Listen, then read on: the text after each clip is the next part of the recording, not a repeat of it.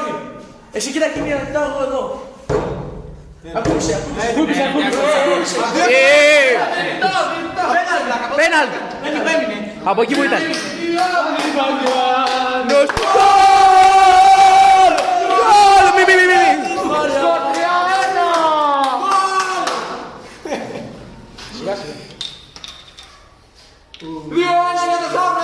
Τρία-ένα. Πολύ καλά σου! Ο Σταύρος από τη μια που την στην άλλη, ο Μίλτος με σπάτα πάει να το βάλει όχι. Και ο Σταύρος αυτή τη στιγμή κοπιάνει τον Γκριμπρό. Είναι πολύ γρήγορο.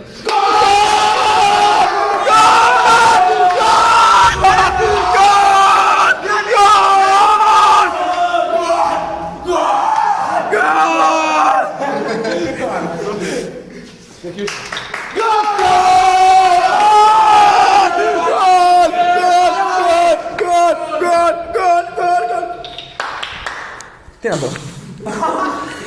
Τι είναι αυτό?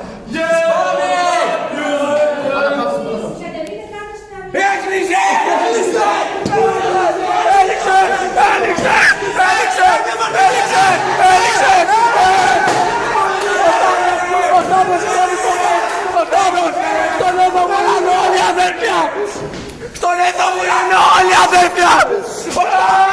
Ο Σταύρος είναι πρωταθλητής! Ο Σταύρος! Έτσι κλείνουμε κυρίες και κύριοι για σήμερα. Γεια σας! Εντάξει λοιπόν!